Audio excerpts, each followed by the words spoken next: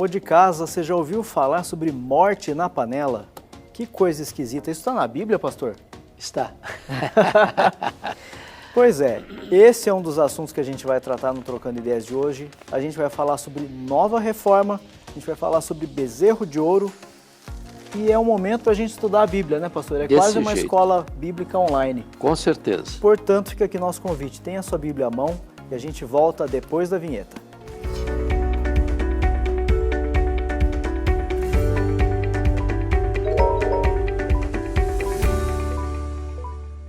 Trocando Ideias 303 no ar, nós temos aqui a participação hoje de Jéssica Souza, Jefferson Arruda e Geni Oliveira.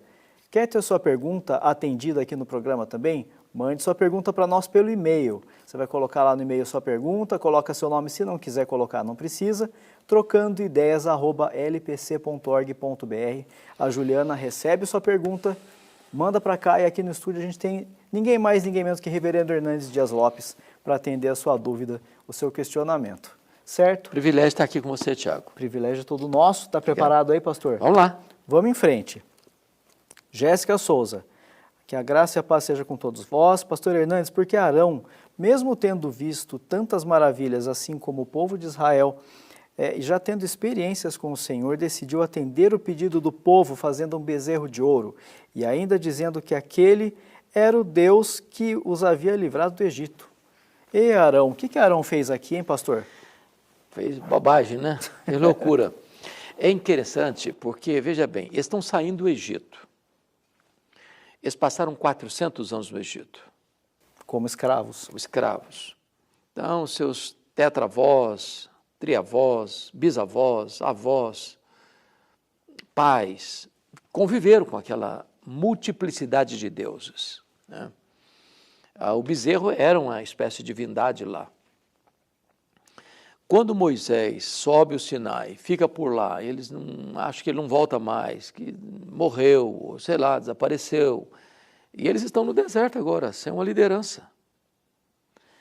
E o Deus de Israel não dá para apalpar, não dá para você ver, ele é invisível, ele é espiritual, ele é imaterial. E aí então o povo quer ter alguma coisa para ver, para pegar. Fosse mais concreta para eles, sensoriamente falando. Então pediram para Arão para fazer um bezerro de ouro. E Arão depois vai dar uma desculpa maluca, não, eu joguei no fogo e saiu esse bezerro. Quando Moisés desce, eles estão numa espécie de celebração, quase com um bacanal, de sensualidade ao redor desse bezerro. Porque a idolatria está sempre conectada com a sensualidade. Sempre. Se você perceber, isso vai ter consequências bem mais tarde. Bem mais tarde. Por quê? Porque você vai ter o período das 40 anos no deserto. Você vai ter depois um período de 7 anos de conquista. Você vai ter depois um período ainda de 330 anos dos juízes. Você vai ter um período ainda de 120 anos de reinado unido, Saul, Davi e Salomão. Em 931 a.C., com a morte de Salomão, há uma divisão do reino. 10 tribos seguem a liderança cismática de Jeroboão I, formando o chamado Reino do Norte, cuja capital veio a ser Samaria. O que é que Jeroboão faz logo que ele assume o governo? Ele pensou, se os meus súditos voltarem para Jerusalém, onde está o templo, eles vão acabar voltando para lá. Eles vão se rebelar contra mim e me matar. Então o que eu vou fazer? Eu vou construir novos templos. Um aqui em Dan, no norte, outro lá em Betel, no sul. Vou fazer novos deuses, vou fazer bezerros de ouro. Inspirado em quem? Arão. Inspirado em quem? Na mitologia do Egito. No paganismo do Egito. E esses bezerros de ouro serão os nossos deuses. Sabe o que é curioso, Tiago? Que agora tem novos templos, novos deuses, novos sacerdotes, novos cultos, novas liturgias. Todos os 19 reis desse reino do norte, em 209 anos, todos, sem exceção, todos, andaram no pecado, no caminho de Jeroboão. Ou seja, Nunca Israel deixou de adorar o bezerro de ouro. Nunca. Até serem levados para o cativeiro pela Síria em 722 a.C. A idolatria tem um poder sedutor muito grande. Então, o pecado de Arão, por sugestão e pressão do povo, vai ter desdobramentos na história de Israel por séculos, séculos e séculos. Cuidado com a idolatria, ela é muito perigosa. A Geni Oliveira nos mandou um e-mail também. Tiago e pastor Hernandes, eu tenho ouvido nas mídias sociais um movimento chamado Nova Reforma. O que é esse movimento de Nova Reforma? Eu gostaria de mais esclarecimentos, por gentileza. Bom, Tiago, eu não posso afirmar o que ela ouviu nas mídias sociais, porque surge novidade todo dia, toda hora. Eu não sei que nova reforma é essa da qual ela está falando. Se é o que eu estou pensando, talvez até eu já tenha usado uma expressão parecida, que a igreja evangélica brasileira precisa de uma nova reforma. E o que é que eu, pessoalmente, quero dizer com isso? O que foi a reforma? O que foi a reforma do século XVI? Foi um retorno à doutrina dos apóstolos. Foi um retorno às Escrituras. Por quê? Porque a igreja havia se desviado do caminho, introduzido muitas heresias, como o culto aos santos, culto às imagens, purgatório, confessionário, a missa, a transubstanciação, né? Depois vem Maria Imaculada, corredentora, mediadora, rainha do céu, infalibilidade papal, salvação pelas obras, e tantas coisas mais que foram introduzindo essas novidades na dogmática da igreja. O que foi a reforma? Foi uma volta às Escrituras. Quando hoje eu falo em nova reforma, porque um lema da reforma é a igreja reformada sempre reformando, não é reformando no sentido de adotar as novidades do mercado da fé, não, ao contrário. A igreja constantemente precisa olhar para a sua pregação, para a sua prática, para saber se está de acordo com a Escritura e voltar para a Escritura. Ela está sempre se reformando no sentido de voltar para a Escritura, voltar para a Escritura, voltar para a Escritura. Quando eu digo que nós precisamos de uma nova reforma, eu estou dizendo a igreja evangélica brasileira precisa abandonar essas crendices, essas novidades do mercado da fé e voltar para a centralidade das Escrituras, da supremacia das Escrituras e ser uma igreja verdadeiramente bíblica, apostólica, conforme o ensino do Novo Testamento. É isso que eu entendo por nova reforma. Se ela está escutando outra coisa, eu não sei do que trata, eu não sei do que assunto ela está falando. Pois vamos em frente, nós temos aqui a participação do Jefferson Arruda, e ele trata aqui, o texto de 2 Reis 4:38 a 41, fala da morte na panela. Como esse episódio pode ser aplicado na igreja contemporânea para alertar o povo de Deus acerca das novidades do mercado da fé?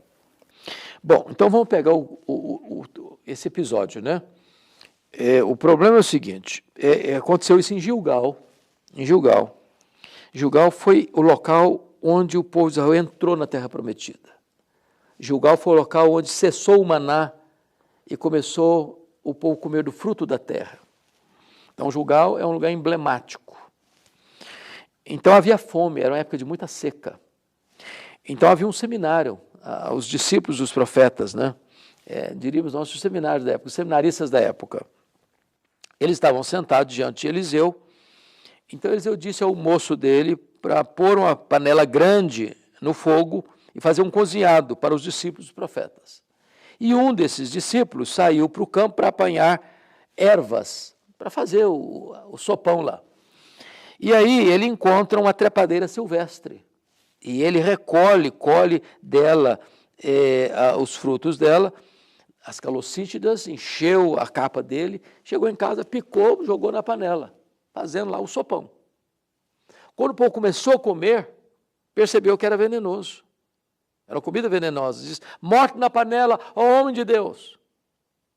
Aí o Eliseu fez o seguinte.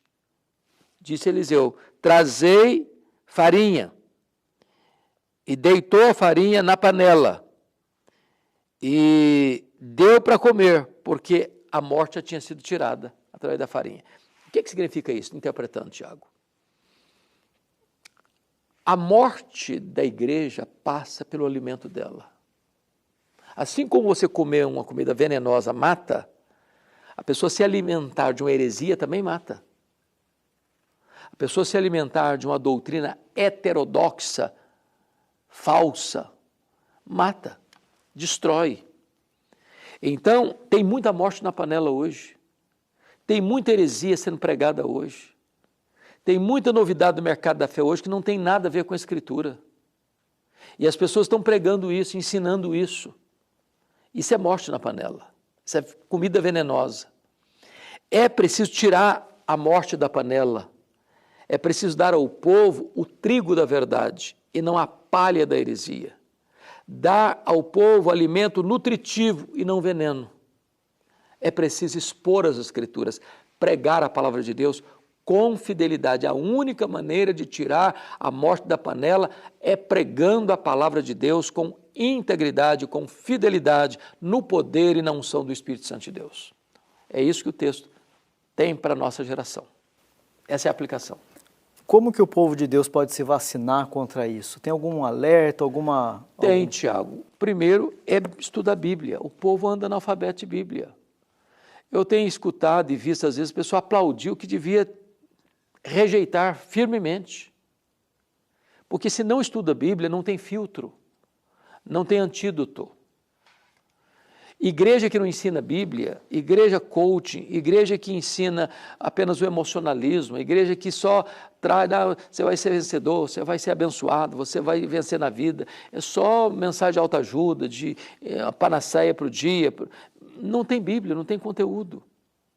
Então essa igreja não tem como enfrentar uma heresia, não, isso aí é heresia, está precisando voltar ao crente bereano. Não importa quem é o pregador, se Paulo, se Pedro, se Apolo, se Timóteo, se Silas, se Tito, se Hernandes, ou se o João, se o Manuel, quando você escutar a pregação de Bíblia aberta, eu sempre, quando eu chego para pregar com os meus irmãos, vamos ler o texto e mantenha a sua Bíblia aberta, porque você precisa acompanhar o que eu estou pregando. Se o que eu estou pregando é exatamente o que o texto está dizendo. Eu não posso pregar da minha cabeça. Eu não posso pregar o que o fulano disse, que o Beltrano falou, ou a experiência que o outro teve. Eu preciso expor as Escrituras. Deus não tem compromisso com a palavra do pregador. Deus tem compromisso com a sua palavra. Tá aí, vamos aproveitar então essa pergunta e fica o nosso alerta para que você fique atento e corra para a Bíblia. Aproveite a escola Bíblica Dominical da Igreja Presbiteriana de Pinheiros, todo domingo às 9h30 da manhã, certo, pastor? Exatamente. Vem estudar a Bíblia com a gente. Será uma bênção. Não é, pastor? Será uma grande bênção. Nós precisamos de uma geração que conheça as Escrituras. Jesus Cristo disse, errais não conhecendo as Escrituras, nem o poder de Deus. Então é preciso conhecer. Se não conhecer a Escritura, vai ser massa de manobra nas mãos dos espertalhões dos camelôs da fé. Então, leia a Bíblia. O que mais que tem no domingo, então, pastor, na Igreja Presbiteriana de Pinheiros? No domingo, nós temos 4 cultos. Um às 8, outra às 11, outra às 5 da tarde, outra às 7 da noite. Você, que mora em São Paulo, é convidado a vir presencialmente. Se você mora noutra região, participe conosco pela IPP-TV e no canal do YouTube da igreja. Muito bem. Vamos dar um tchauzinho para o povo agora? Vamos nessa, pastor? Vamos nessa. Até o Vamos lá. próximo programa, gente. Deus Abraço. abençoe.